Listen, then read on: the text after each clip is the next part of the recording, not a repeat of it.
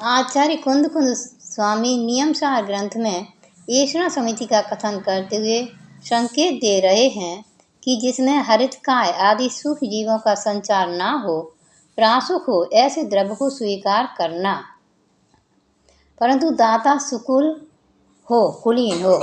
जिनवाणी में स्पष्ट लिखा है कि दाता के कुल में किसी प्रकार का दोष हो, दाता स्वयं किसी दोष से दूषित हो और भावावेश में आकर दूषित होने पर भी पात्र को दान देता है, तो वह कुहो भूमि भवनत्रय आदि में जन्म लेता है।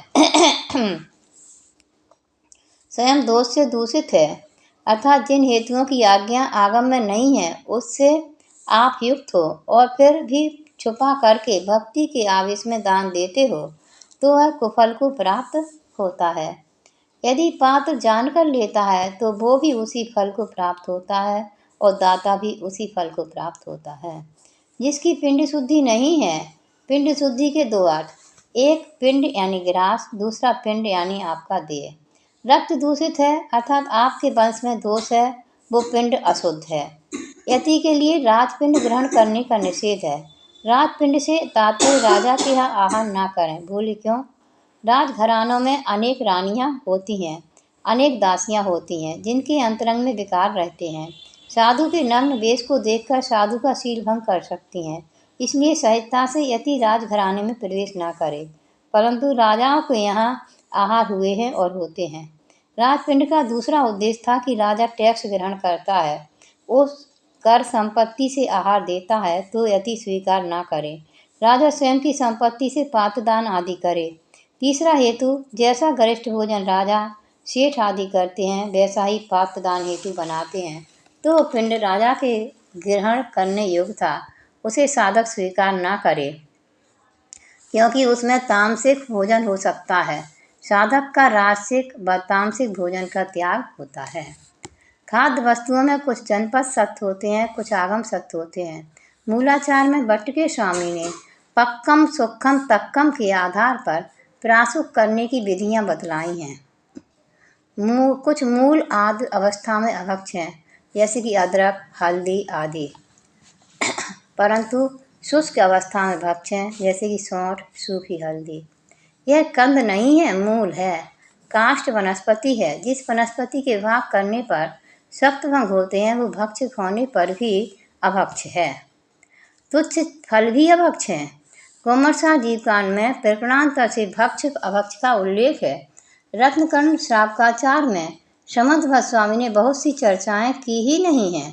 टीकाकार पंडित सदाशिव दास जी ने बहुत सी चीज़ें अन्य ग्रंथों से भी ली हैं, अतः प्रमाण देते समय टीकाकार का उल्लेख अवश्य करें। भोग यानी समझना, कभी कभी भक्ष के नाम पर अभक्ष का सेवन हो जाता है। आम प्रारंभिक दशा में अभक्ष है, जिसके अंदर जाल नहीं पड़ा है। मध्य तथा अंत दशा में भक्ष है। आषाढ़ के बाद आम खाना अभक्ष है, उसमें जीव की उत्पत्ति हो जाती है। चातुर्मास में साग वाली पत्तियां नहीं खाना चाहिए, क्योंकि जीव की उत्पत्ति हो जाती है। जैसे जैसे काल व्यतीत होता जा रहा है वैसे वैसे अष्टमूल गुणों में भी शिथिलाचार बढ़ता जा रहा है। समंत स्वामी कह रहे हैं कि अष्टमूल गुणधारी वो ही है जो 5 अनुव्रतों का पालन करता है और उसके साथ मध्य मास मधु का त्यागी है। अन्य सभी आचार्यों ने भी मूल गुणों के पालन में अहिंसा का विशेष ध्यान रखा है।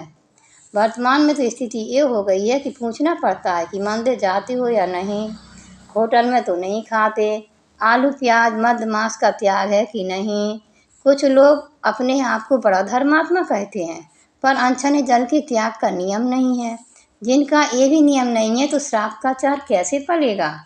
आप तो मूलाचार का पालन करो, क्योंकि आपको परिणाम सुधारना है। चर्या कराने वाले श्रावक मिल जाएंगे, पर परिणाम सुधारने वाले श्रावक नहीं मिलेंगे। जब तक पुण्य का योग रहेगा तब तक चर्या चलती रहेगी। जिस दिन तुम्हारा पुण्य छूट गया तुम कहाँ गिरोगे पता नहीं। आजकल चंदोवा लगवाने वालों को पुरातन पंथी कहा जाता है। बोलते हैं अब मकान कोई कच्चा थोड़ी है, पक्के मकान है, चंदोवा की क्या आवश्यकता है। भैया चक्रवर्ती के कई खंड के भवन होते थे, वे कच्चे थे क्या? पक्के जिनालों में भी चंदोवा लगते हैं। जहाँ भोजन बनता था वहाँ चंदोवा लगाए जाते हैं थे। अब तो न पूजन के स्थान पर, न भोजन बनाने के स्थान पर, न भोजन करने के स्थान पर जदोगा लगता है, क्योंकि अब रसोई घर ही नहीं रहा, किचन बन गया है किचकिच का स्थान। भैया अब लोग आगम में तर्क लगाने लगे हैं, जबकि आगम तर्क अगोचरा, आगम तर्क से रहित है।